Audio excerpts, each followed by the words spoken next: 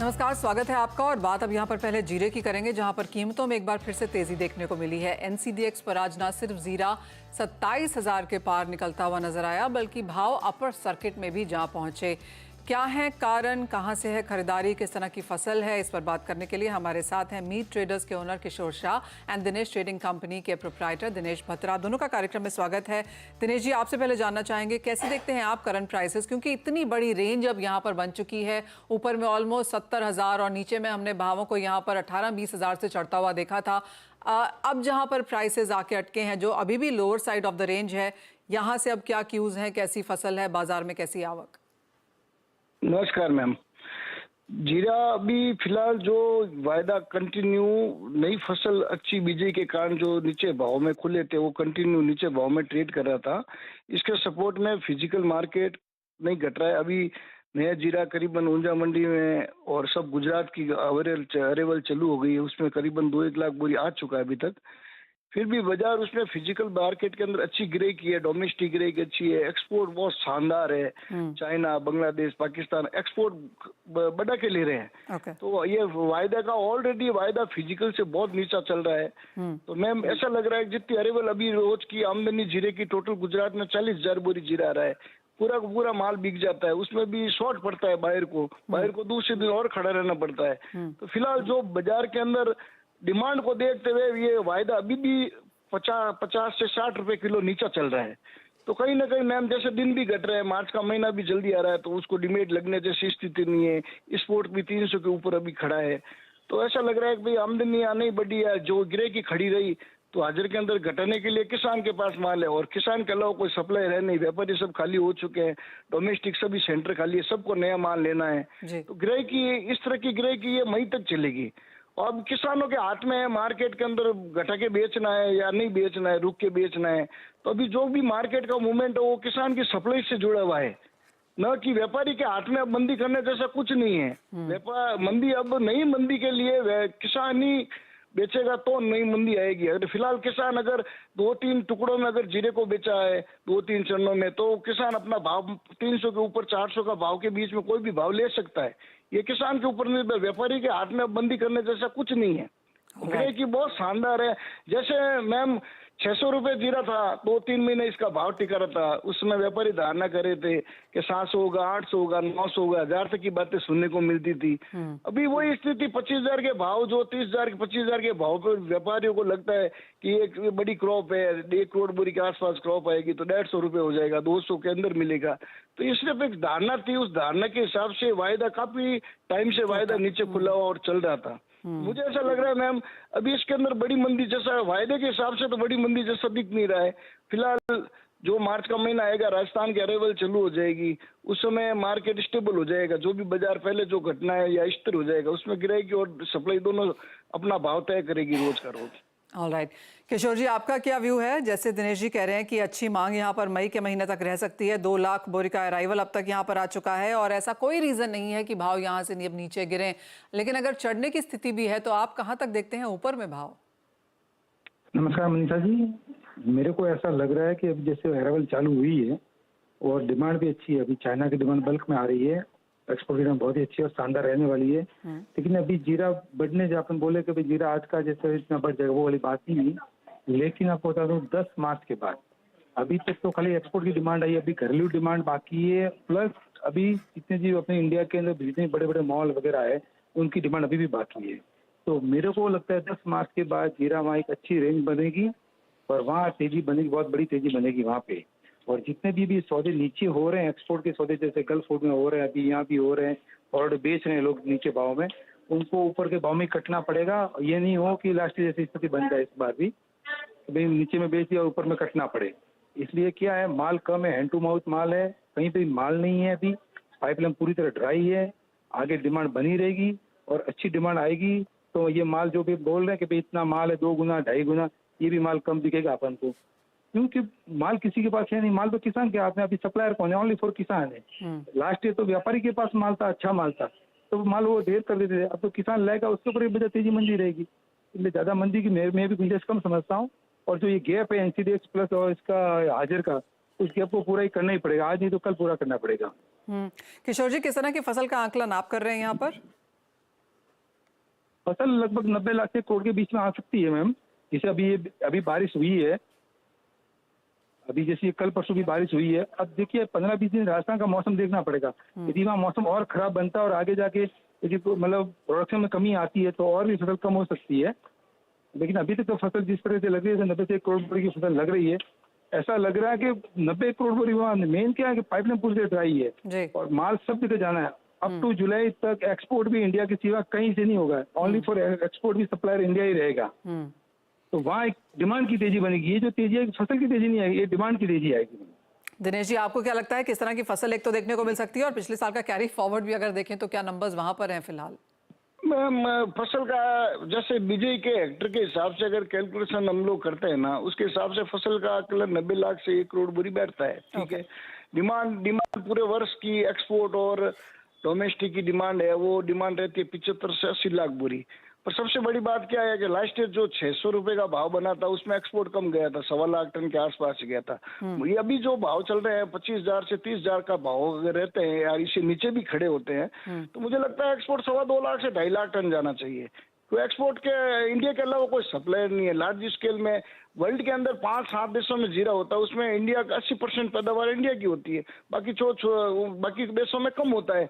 तो इंडिया के अलावा कोई सप्लायर नहीं है और वर्ल्ड के अंदर सब खाली है। वर्ल्ड खाली, डोमेस्टिक खाली, स्टॉकिस्ट खाली, सब खाली है। किसान के अलावा माल नहीं, सबको पता है। और भाव का जो अगर कहीं पे भी बाजार स्थिर होगा तो मार्केट तो उसमें बाइंग करने जैसे ही रहेगा जीरा, क्योंकि पिछले साल के मुकाबले भी अपन को 60% भाव नीचे खड़ा है। इन भाव में मुझे लगता है 200 रुपए 225 रुपए का भाव अगर फिजिकल में मिलता है कहीं मार्च के अंदर, तो उस पैनिक के अंदर लेना चाहिए जीरा। अभी एक सबसे बड़ी बात है मैम, इस जो मार्च का महीना है, ये मार्च का महीना राजस्थान के हार्वेस्टिंग का टाइम है। तो इस समय अगर पिछले साल है ना, जो ओलावृष्टि हुई उससे भी काफी किसानों को नुकसान हुआ। तो ये महीना भी मौसम का बहुत रहेगा। अभी 2 दिन पहले जैसलमेर फलोदी जो आंधी चली थी उसमें भी काफी किसानों को नुकसान सुनने को मिला। कम से कम क्रॉप का 15-20% नुकसान हुआ है किसानों को। तो ये चीजें सर मौसम का बहुत बड़ा रोल रहेगा। अभी 1 महीना बहुत भारी रहेगा। ये WD वेदर सिस्टम में आते हैं 15 फरवरी से 15 मार्च के बीच में, थोड़ा दिक्कत का काम रहता है। एब्सोल्युटली। जीरा एक ऐसी क्रॉप रही है जहां पर हमने 20,000 से लेके 60,000 तक के भाव यहां पर बनते हुए देखे हैं। तो एक बहुत बड़ी वॉलेटिलिटी, भावों में बहुत बड़ी मुनाफा वसूली, गिरावट भी बनने को नजर आई है। लेकिन अब जहां पर 25,000 के आसपास के लेवल्स हैं, मार्केट को लगता है कि यहां पर स्थिरता आएगी, मांग अच्छी खासी है, पाइपलाइंस ड्राई हैं, तो एक बाइंग एक्सपेक्टेशन यहां पर आगे जाकर तो शॉर्ट नहीं बल्कि खरीद के यहां पर काम करने की राय है। बहुत शुक्रिया हमारे साथ जुड़ने के लिए किशोर जी, दिनेश जी, आप दोनों का ही। तो ये तो बात हुई जीरे की, लेकिन एक बड़ी खबर आज यहां पर हमने चीनी या एथेनॉल की तरफ से आते हुए देखी है। इसी हफ्ते एथेनॉल पर सरकार की बैठक हो सकती है। सूत्रों से मिली जानकारी के मुताबिक शुगर केन जूस और बी हैवी मोलासेस से एथेनॉल बनने के फैसले पर समीक्षा होगी। इस पर और जानकारी देने के लिए जुड़ रहे हैं मेरे सहयोगी लक्ष्मण, आप ये स्टोरी ब्रेक कर रहे थे आज यहाँ पर सुबह में, और हमने अच्छी खासी मूवमेंट यहाँ पर भावों में, स्टॉक मार्केट्स में भी आते हुए देखी है। क्या कुछ है डिटेल्स, क्या एक्सपेक्टेशन है और क्या अब इस हफ्ते में एक्सपेक्ट किया जा सकता है? देखिए, मुझे जो सोर्सेज से जानकारी मिली है उसके मुताबिक इस हफ्ते बहुत हद तक कहें तो गुरुवार को ही एक महत्वपूर्ण बैठक होने वाली है कैबिनेट सचिव की अगुवाई में। कैबिनेट सचिव का मतलब हुआ कि सारे अधिकारियों के मुखिया कह सकते हैं, उनकी अगुवाई में बैठक होगी जिसमें फूड मिनिस्ट्री के ऑफिशियल होंगे, महंगाई पर नजर रखने वाले विभाग के अधिकारी होंगे। और उसका मुख्य मुद्दा ये है कि एथेनॉल का जो उत्पादन होता है शुगर केन जूस से, बी हैवी मोलासेस से, सी हैवी मोलासेस से, उसकी समीक्षा की जाए।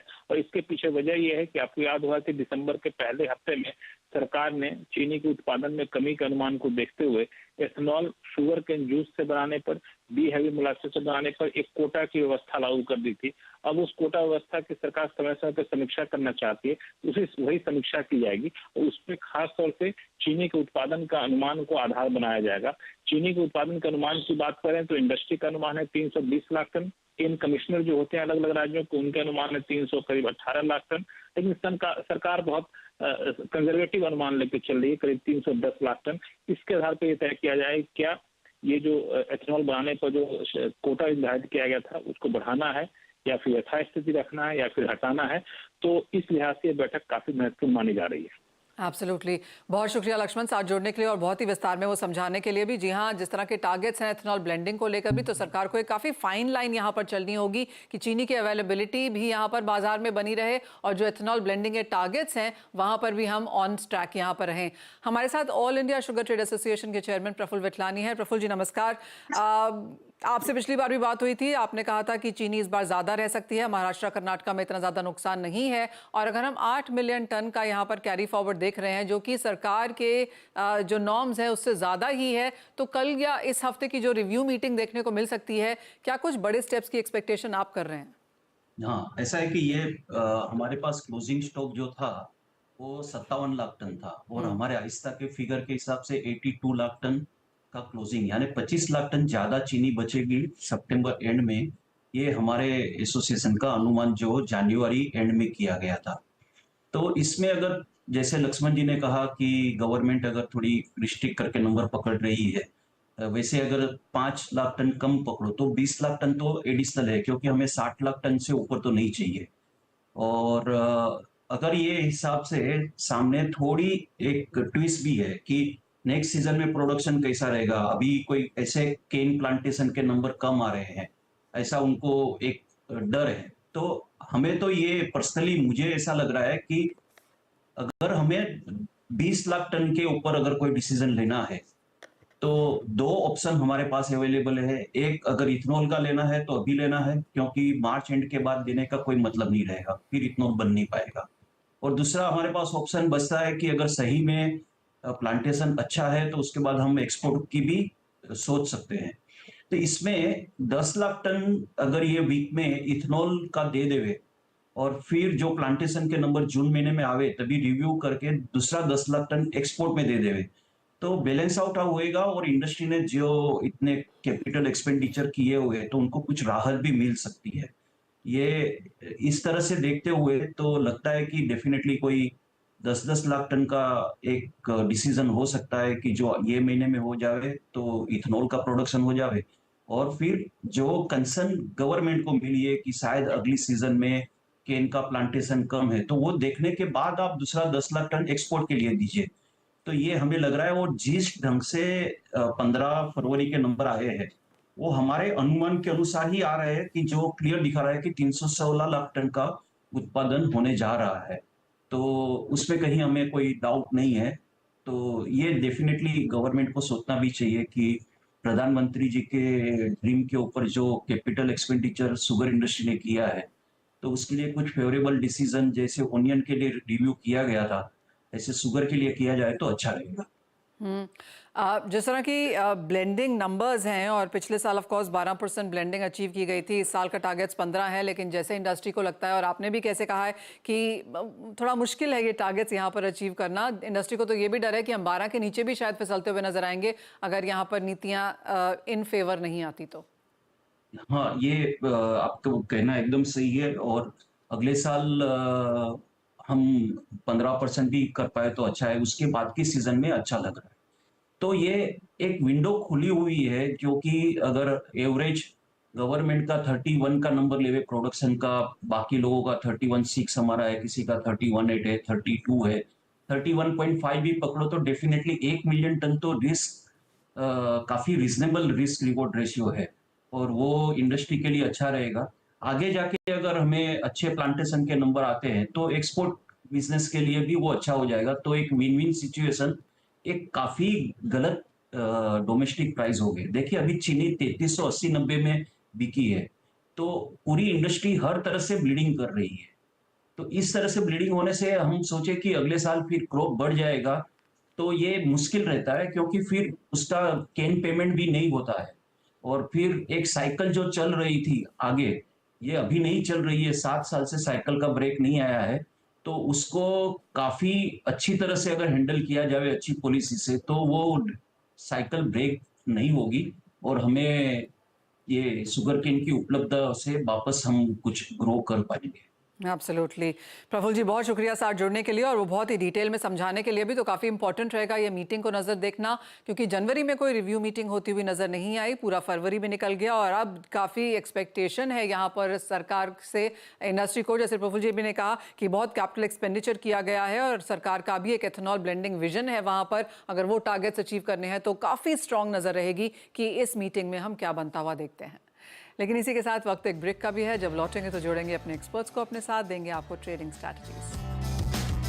फाइनेंस के प्रियांक उपाध्याय और पृथ्वी फिनमार्ट के मनोज कुमार जैन, आप दोनों का कार्यक्रम में स्वागत है। अंतर्राष्ट्रीय बाजारों को अगर प्रियांक यहाँ पर देखें तो चाइना की तरफ से जिस तरह का रेट कट हमने आज आता हुआ देखा, बाजार को लगा था कि कुछ सपोर्ट यहाँ पर आएगा, लेकिन सभी मेटल्स में हल्की सी गिरावट के साथ कारोबार और यूएस फेड के रेट कट को लेकर अभी भी काफी सारी कंसर्न्स। Good evening. जिस तरह से चाइना का हमने देखा है कि लास्ट 1.5 ईयर से हम देख रहे हैं कि इंटरेस्ट रेट जो है ऑल टाइम लोस के आसपास ही चल रहे हैं और कहीं ना कहीं जो डिमांड निकल के आनी चाहिए वो अभी भी नहीं आ रही है। तो उसका एक जो एनकरेजिंग फैक्टर बेस मेटल्स को मिलना चाहिए वो नहीं मिल पा रहा है। पर नेवरथेलेस हम देख रहे हैं कि बेस मेटल्स में जो निचले स्तरों से, अगर मैं कॉपर स्पेसिफिकली बात करूं, जो 700 के आसपास के ट्रेड्स थे थोड़े दिन पहले, वो अभी 725 720 के आसपास चल रहे हैं। तो यहाँ से मुझे लगता है कि अगर कॉपर मार्च कॉन्ट्रैक्ट की अगर मैं बात करूं तो यहाँ से मुझे लगता है कि आने वाले कुछ दिनों में रुझान बेस मेटल्स के लिए सुधरना चाहिए। ग्रेजुअली डिमांड इंप्रूव होएगा, ग्रेजुअली चाइना से इकोनॉमी रिकवरी के नंबर्स भी दिखेंगे, बट वो एक ग्रेजुअल प्रोसेस रहेगा rather than fast recovery in base metals. तो कॉपर में खरीदारी की सलाह रहेगी अगर डिप्स मिलती है इन मार्च कॉन्ट्रैक्ट अराउंड 723-24 रेंजेस में, 715 के नीचे स्टॉप लॉस रहेगा और 740 के शॉर्ट टर्म टारगेट्स रहेंगे। साथ ही बाकी अगर यहाँ पे प्रेशियस मेटल्स की बात की जाए या एनर्जी की बात की जाए तो यहाँ पर आपके टॉपिक्स कहाँ हैं? प्रेशियस मेटल्स में हमने देखा है कि गोल्ड में हमने लास्ट वीक एक करेक्शन देखा था, 2000 के नीचे सस्टेन हुआ था, बट फिर से हम देख रहे हैं कि एक ब्रीफ लो 1984 1985 के आसपास से एक स्ट्रॉन्ग रिबाउंड हमने देखा है गोल्ड में। अभी 2020 के ऊपर ट्रेड्स हो रहे हैं, तो मुझे लगता है कि ये जो पुल बैक आया है थोड़ा बहुत और कंटिन्यू हो सकता है। जो हायर साइड रेंज रेजिस्टेंस है 2040 2045 तक, तो यहाँ से और $15-20 का अपसाइड गोल्ड में आ सकता है। तो यहाँ पे खरीदारी की सलाह रहेगी, अगर डिप्स मिलती है अराउंड 62,000 के आसपास तो बाई किया जा सकता है। 61,650 का स्टॉप लॉस रहेगा एंड 62,650 के टारगेट्स रहेंगे। वहीं क्रूड ऑयल में हमने देखा है कि एक 6500 6550 एक स्टिफ रेजिस्टेंस साबित हो रहा है। तो जब तक उसके ऊपर सस्टेन नहीं करता है 6550 के ऊपर, तब तक मुझे लगता है कि एक रेंज बनेगा मार्केट में अभी 6550 से लेके 6300। ऑलराइट, तो ये स्ट्रैटेजीज है नॉन एग्रो की। लेकिन जहां तक एग्री की बात है मनोज जी, जीरे में आज अच्छा खासा सपोर्ट देखने को मिला, बाकी कमोडिटीज में उठापटक जारी। नमस्कार मनीषा जी, बिल्कुल जीरा काफी ओवरसोल्ड जोन में था और टेक्निकली वहां पे 24,700 चार्ट पे एक मजबूत सपोर्ट था और लगभग हमने उन्हीं स्तरों से जो है जीरे में रिकवरी की शुरुआत जो है होते हुए देखी और एक आज बड़ा मूव जो है जीरे में बनते हुए नजर आया है। तो हमारा मानना है कि यहाँ पे जो शॉर्ट कवरिंग है ये आगे भी जारी रहेगी और अभी यहाँ पे पहला लक्ष्य टेक्निकली 28,000 का नजर आता है और वो लेवल्स के ऊपर कीमतें सस्टेन होती है तो फिर यहाँ 31,000 तक के स्तर भी जो है शॉर्ट टर्म में देखने को मिल सकते हैं। तो हाल फिलहाल अब यहाँ पे जो बड़ी गिरावट देखने को मिली थी उसके बाद एक रिकवरी के मूड में जीरा यहाँ देखने को मिलेगा। 24,700 के सपोर्ट्स लेवल जब तक होल्ड है, हमारा मानना है कि यहाँ डिप्स में बाई की रणनीति रखना चाहिए और शॉर्ट टर्म में ऊपर में 28,000 से 31,000 तक के लक्ष्य रखे जा सकते हैं। इसके अलावा यहाँ पे अगर हम मोमेंटम बात करें तो कैस्टर सीड में भी एक निचले स्तरों से अच्छा सुधार देखने को मिला है। तो कैस्टर सीड मार्च जो वायदा है वहाँ 5,660 के स्तर पे बाई की सलाह रहेगी। 5,622 का एक स्टॉप लॉस लगाएं, ऊपर में 5,760 तक के लक्ष्य रखे जा सकते हैं। वहीं कॉटन सीड ऑयल केक में भी एक अच्छा मोमेंटम बना हुआ है, हालांकि ऊपरी लेवल से कुछ हल्की मुनाफा वसूली जरूर देखने को मिली है, लेकिन अभी भी ये काउंटर जो है थोड़ा मजबूत नजर आता है। तो यहाँ भी अगर थोड़े डिप्स मिलते हैं 2580 2570 के रेंज में तो वो अच्छे लेवल होंगे बाइंग के लिहाज से। स्टॉप लॉस जो लगाना है वो 2522 का लगाना है और यहाँ जो लक्ष्य रहेगा वो 2670 से 2700 तक का रहेगा शॉर्ट टर्म के। ऑलराइट, तो खरीदारी के मौके यहाँ पर एग्री में आते हुए नॉन एग्री ऑफ कोर्स अभी भी थोड़ी सी उठापटक वाली स्थिति में। लेकिन बहुत शुक्रिया प्रियांक, मनोज जी, आपका साथ जोड़ने के लिए, तमाम स्ट्रैटेजीज भी देने के लिए। ब्रेक के बाद लेकर आएंगे आवाज समाचार।